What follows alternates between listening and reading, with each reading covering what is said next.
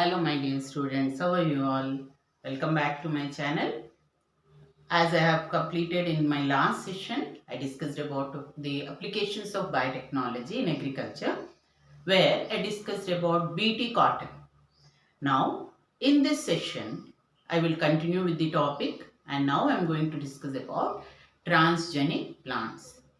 Before that, we have pest resistant plant also. BT cotton comes under insect resistant plants. The second application we have is pest resistant plants, which I have already discussed in my previous video, where I discussed about RNA interference technique. So please refer to that, watch the video. And one more request or suggestion or order, whatever you consider, my dear students.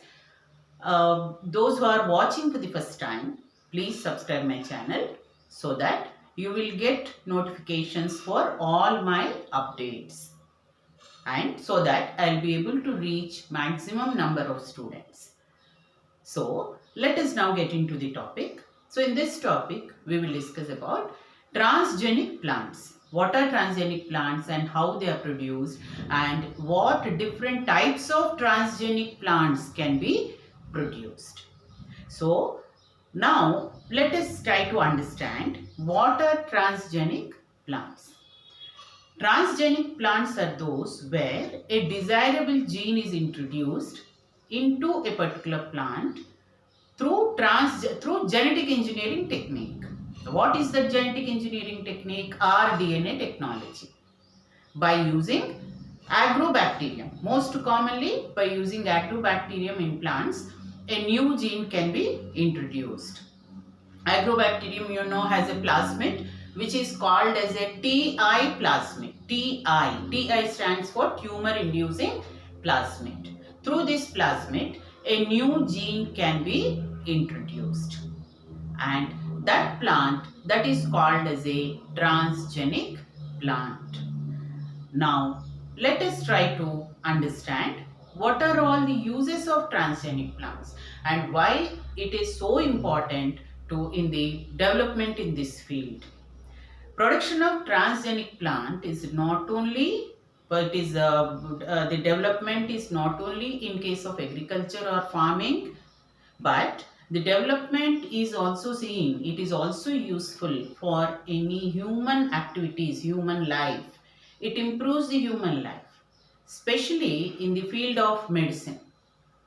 It increases the quality of medicine and also the production or quantity of medicine. And it has many other applications. So let us see now one by one. The first application of transgenic plants. Transgenic plants have resistant to pathogen and pests.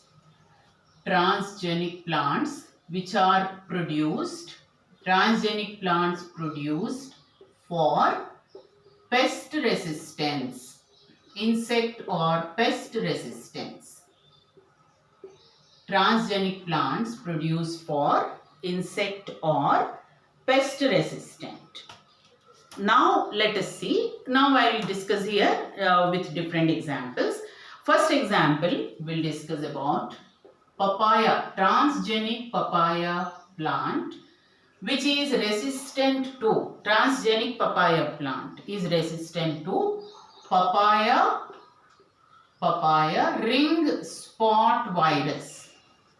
Papaya ring spot virus, that is the resistant character present in this plant. Then the second one is cotton, BT cotton. BT cotton, as we have discussed, is resistant to insect pests. BT cotton is resistant to insect pests.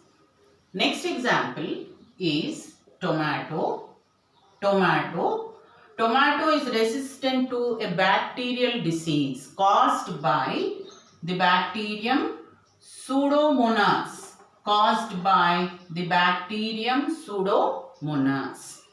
That is for the tomato. And another example, potato. Transgenic potato plant is produced for resistant against the fungal disease which most commonly affects the potato plant. The fungus named Phytophthora infestans. Phytophthora infestans. This causes the disease in potato called as late blight of potato. It causes the disease in potato plant called late blight of potato. This is a very important historical aspect in pathology, plant pathology. That is, this particular disease, it caused Irish famine. It caused Irish famine in Ireland, where the most common staple food, we call it as, that is potato. So when the potato was affected by this disease, there were no potatoes available. That caused the famine, and that is named as the Irish famine in Ireland. So these are the examples where the transgenic plants produce for pest resistance. Okay, now the second one, let us see. Transgenic plants produced for food processing. Second one. We'll give you the second one. Transgenic plants produced for food processing industries. Produced for food processing industries. So what is this food processing industries and how it should be useful? Let us discuss with an example. Example is flavor, savor, variety of tomato. Flavor, savor, variety of tomato. This variety of tomato, what are its important features? It is a bruise resistant variety. Bruise resistant variety. That is one first feature, bruise resistant. Bruises means they are the injuries which may be present, which are caused on the fruit. So bruises means injuries. So bruise resistant. And another feature is delayed ripening. Bruise resistant and delayed ripening. Its ripening is delayed. So the advantage of this is it is very useful for storage and transport. That means it is preventing post-harvest. It is preventing post-harvest losses. It is preventing post-harvest losses by introducing these different characters. Now, how these characters are introduced, what exactly is the mechanism? Let us discuss little bit in detail. So, to produce this flavor savor variety, first thing, the fruit ripening is caused by fruit ripening. This is caused by a particular enzyme called polygalacturonase. Polygalacturonase enzyme. In short, we will refer it as PG. Polygalacturonase enzyme. We can refer further as PG. This is a fruit ripening enzyme, and this enzyme will dissolve pectin, which is present in raw fruit. Pectin which is present in raw fruit, and this pectin will be dissolved, it will be degraded. That causes the fruit ripening, which further increases respiratory process also. So all the complex food material present in the fruit will be broken down to simple food. That means it is inducing metabolism. That causes the ripening of fruit and softening of the fruit. Now, what is the technique used here? The main purpose of production of this resistant variety is to stop the functioning of stop the functioning of this particular enzyme. If the enzyme functioning is stopped, then fruit ripening can be delayed. It will be further delayed to some extent. This enzyme will be inactivated. So how is this enzyme inactivated? This enzyme is inactivated by the technique called as RNA interference technique. RNA interference technique, or this is also called as antisense technology. RNA interference technique, or this is also called as antisense technology. About this technique I discussed in detail in my previous video when I was discussing about pest resistance using the example of tobacco and the nematode. So all of you, those who are watching, please refer to the other video also. So here I will tell you briefly how this RNA interference or antisense technology can inactivate the production of this particular enzyme.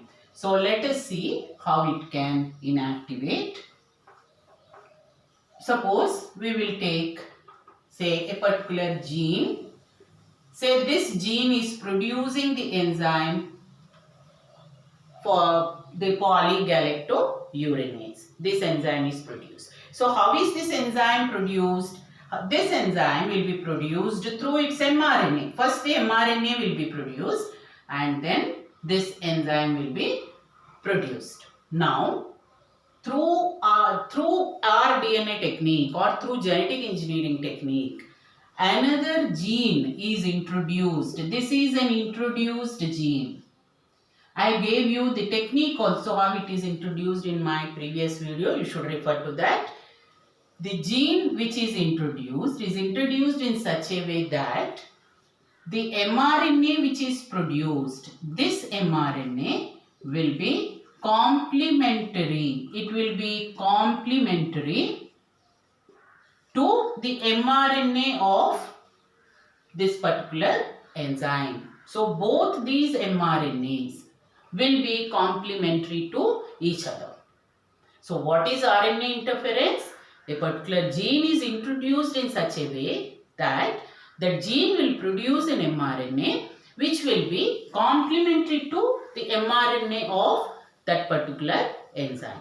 Now that when two mRNAs are complementary and brought together, it is very likely that these two will form a double helix. When mRNA is in the form of double helix, it will not be able to function. Thus, this mRNA, when it comes with this, it forms a double helix. So, we have now double helix mRNA. So, now this in this form, the mRNA will be inactivated. mRNA of this particular will be inactivated. That is what is called as an RNA interference technique. So in brief, once again I will tell you what is RNA interference. So we know the gene produces mRNA and produces the particular enzyme. Our purpose is to stop the production of this enzyme. So we have to inactivate this mRNA. So a gene is introduced in such a way that it produces an mRNA which is complementary to the mRNA of this particular enzyme. And when the two mRNAs are brought together, because they are complementary to each other, they can form a double helix. And now this double helical mRNA will not be able to function, and thus this mRNA is inactivated. That is how the flavor saver variety can be produced. Okay. Now let us see the next use. Let us see the next use. Third use. Let us see the third use. So transgenic plants produce for increasing the food value. One we have seen is about the food value. The next transgenic plants which are produced to enhance the nutritional value. Let us see the next one. Transgenic plants produced to enhance the nutritional value. So food processing we have seen earlier. Now what is the use to enhance nutritional value?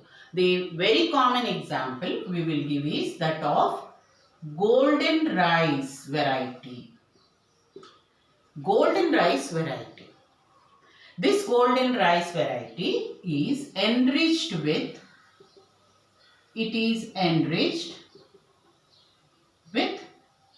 vitamin A and iron. It is found to be at least 23 times more vitamin A compared to that of the normal variety of rice. So now how this is produced? This is produced from a variety of rice called Thai P variety. Thai P variety, Thai Chung native variety. It is also called as Thai Chung native variety or TN1 variety of rice from Thai Chung. And this variety, into this, 3 genes are introduced. 3 genes are introduced. So, what are those 3 genes? These 3 genes they produce vitamin A and iron. And then it is converted to golden rice variety. So, what are those genes? Here, 2 genes are taken from a plant, daffodil plant. It is a flowering plant. It has an ornamental flowers, daffodil. Its scientific name, Narcissus. This is an English common name. A very nice Hindi common name also we have. Very famous name, Nargis. It is called as a Nargis flower. All of you know, Nargis was a very, very talented classic actress of her time. We all know her very well. So, her name is actually the name of the flower. So, from this flower, 2 genes are taken and 1 gene is taken from a soil bacterium called Erwinia. 1 gene is taken from a soil bacterium called Erwinia. Species name Urido. You can write it as Uridovora. Erwinia Uridovora. So, these 3 genes are taken. They are introduced into this TNN variety, Thai P variety. Then it is converted into the golden rice variety. And the color of the rice also is a golden color. It gives a golden tinge because carotene is introduced. So, it gives a golden tinge to the rice. And it is also rich in vitamin A and iron. Vitamin A especially is about 23 times more beta carotene. Vitamin A, you know, it is also called as a beta carotene, which is actually raw material for vitamin A.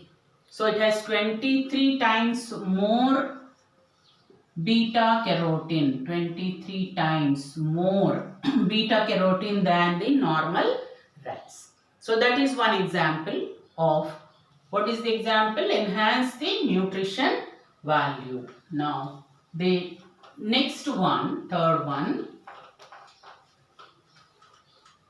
transgenic plants used for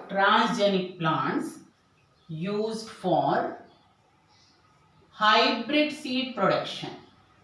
Transgenic plants used for hybrid seed production. So, this is also a very, very important use, especially in plant breeding. So, here transgenic plant which are male sterile plants are produced.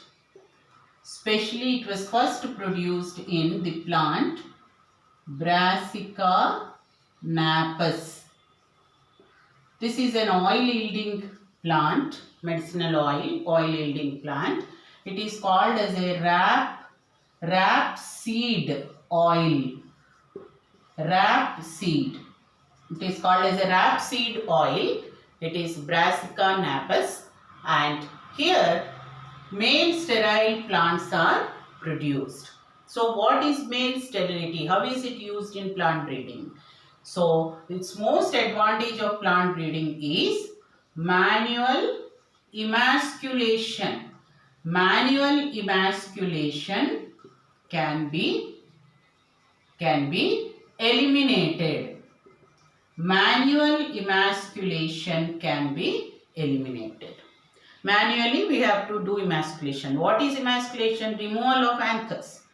Before performing cross pollination, the anthers have to be removed from female bisexual plant. Then a desired pollen is transferred to the stigma of the female plant. That is called emasculation. Removal of anthers is called emasculation. So manual emasculation can be eliminated. So what is its advantage? Cost of production can be reduced. Production can be reduced. That is the advantage in case of plant breeding, seed production.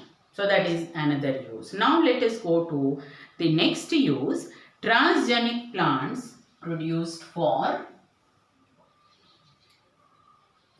transgenic plants which are produced for herbicide resistance. Transgenic plants produced for herbicide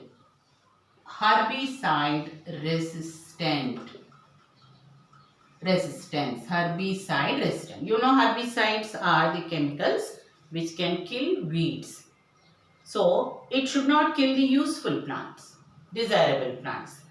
So the plants are produced so that they are resistant to any herbicide. And also, not only herbicide, they may be also resistant to abiotic as well as biotic stresses. Abiotic and biotic stresses. Abiotic stresses like all the external environmental conditions like drought, saline conditions, frost, various other environmental conditions. Biotic resistant related to any internal condition, living condition. Like they are now resistant to herbicide. Like one example where they are resistant to abiotic, both biotic and abiotic stresses. First example, basmati variety of rice. Basmati variety of rice. This is resistant to both biotic and abiotic conditions, stresses. Second one is an example of herbicide resistant. Herbicide resistant.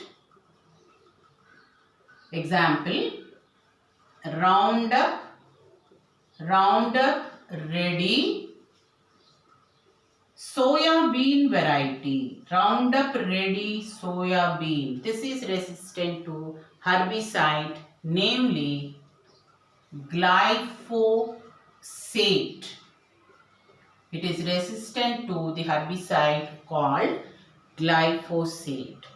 This glyphosate herbicide will stop the process of photosynthesis. It will stop the process of photosynthesis. That is, it inhibits plant growth also by inhibiting the amino acids like tyrosine, tryptophan and phenylalanine. So what is the effect of glyphosate is it will inhibit these amino acids. So when these amino acids are inhibited, it affects plant growth. So therefore the herbicide resistant plant, they are resistant to this particular herbicides. So their growth is not affected, where they can be used very freely to the any weeds. So this is another. So now let us go to the next one. Next use of transgenic plants. Another use is hirudin producing transgenic plant. Sixth use, hirudin producing transgenic plants. Hirudin producing transgenic plants. Hirudin is a anticoagulant. It prevents blood clotting. Hirudin is generally obtained from leeches, hirudinaria leeches, and so the gene present in leeches is being taken and it can be introduced, or this gene which is extracted from leeches, it is artificially synthesized and then it can be introduced into any other higher plant. Now what is the use of this, commercial use of this anticoagulant? All of you know very well, the blood has to be maintained in various blood banks for any future use. So anticoagulant is added. So importance of anticoagulant, it has a huge demand, especially in blood banks. So this hirudin, the gene which produces hirudin, this gene is artificially synthesized. It is artificially synthesized and then introduced. It is introduced into any higher plant, like it is done in case of Brassica. It is done in case of Brassica napus. And all the hirudin, it accumulates in the seeds. Hirudin accumulates in seeds. It accumulates in seeds. And there are various methods to isolate from seeds and then process it for further commercial production. So this is another very, very important use in case of medicine. And not only this, transgenic plants are used for production of various other biochemicals which are used in therapy, especially in therapeutics like antibodies, antibiotics, and then interferons, interleukins, various growth hormones. Most importantly is the say insulin. Insulin is it is in high demand.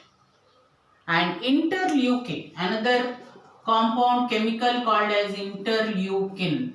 This interleukin is used for treatment of cancers. So not only all this in case of say what all we have seen, but what are other important uses for production of transgenic plants? For production of antibodies, antibiotics, human growth hormones, which is also in demand, and then interferons. Interferons also are used in cancer treatment, interferons. And then most important, insulin. All these can be produced by using these methods. And then the most important feature, especially in our country when we see the achievement, there are 30 approved therapeutics have been approved. 30 therapeutics. We call them as therapeutics. That is drugs, all these biochemicals which are used for various treatments. So 30 therapeutics have been approved in India, and out of that about 12 are being used regularly. 12 are being used regularly. Most commonly all this, like what I have listed, like human growth hormone, and then antibodies, antibiotics, interleukin, interferon, insulin, all these are, and various other hormones like say follicle stimulating hormone, and various other hormones are also produced by this method, and 12 are being used constantly in the field of medicine. Now With related to this, I am going to discuss another term which can be used for production of transgenic plants. We use the term called as molecular farming. We use the term called as molecular farming. Molecular farming. Now, what is this molecular farming? It is the use of transgenic plants for production of all these biochemicals, therapeutics, like what all I have listed now, using transgenic plants for production of various biochemicals. That we call it as a molecular farming. Like, it has a very important application. It has revolutionized the field of medicine. Not only medicine, in case of farming also. Now, for example, I'll give you in medicine how it has created a revolution, how it is going to create a revolution, how it is going to create. Like, molecular farming can be used. For example, I will explain this by taking any particular example, like for example, antibiotics. We all know we are given various antibiotics for different kinds of treatments. We all get some or the other type of antibiotic. And we all know we get in the form of injections. Now, the idea of molecular farming is to introduce that gene which is producing antibiotic. So, that gene should be introduced into any fruit yielding plant, like for example, apple. The gene should be introduced in any fruit yielding plant, like for example, apple. So, within the apple, different parts, of course, the edible part in apple is fruit. So, this particular antibiotic will start accumulating in the fruit. And instead of taking an antibiotics in the form of tablets or in the form of injections, a doctor will prescribe then an apple. We all know the common saying, an apple a day keeps the doctor away. But suppose we have to take, according to these techniques, if we have to take any particular treatment, antibiotic, then doctor has to prescribe an apple instead of writing a long list of antibiotics, and instead of taking those antibiotics in the tablet form. That is the idea of molecular farming. But it has its own disadvantages or acceptance mainly. It may not be accepted. Like, all of us are very happy if a doctor gives a long list of medicines. By looking at the list itself, actually our disease will be half cured, at least 50%. We are psychologically satisfied that okay, we are getting so many medicines, so it is going to be cured. So we positively take it. Whatever doctors give, we take it very positively, so that half of our ailment is cured. But if a doctor gives an apple instead of a long list of medicines, it will be very difficult for us to accept that just by eating an apple, how will we be cured? That is the first question. So, social acceptance is one thing which is very important here. The next important aspect is economical aspect, especially country like us. Apples, as it is, normal apples are also very costly. It is not affordable by all people. But if such genetically engineered apple one has to buy, it may be many times more. Its cost may be many times more. So affordability also is another problem for the acceptance. But I wish, and we all hope as science people, science persons, that such kind of revolution should definitely come in future. That is the, beauty of science. We all should start loving science. That is what is the beauty of science. There is no limit. There is no limit to any discoveries, any inventions, any research. So, let us all hope that such kind of techniques and such such kind of edible fruits, therapeutic fruits, we should say therapeutic fruits will definitely come in future, and all of us will definitely accept it, so that uh, it will, to some extent, it will reduce many other aspects of taking medicine. Like if we take a normal medicine, it may have many other side effects. So, but this such fruit will not only treat the ailment, but it also have other additional nutritive values also. So with that note, I'll conclude my video here. I conclude my session here. So we will meet in the next session. Thank you very much for listening. Have a good day, and please do share your opinions and your whether you liked it or not. If you have liked it, share it to the maximum extent and ask them to subscribe. Thank you very much. Have a good day.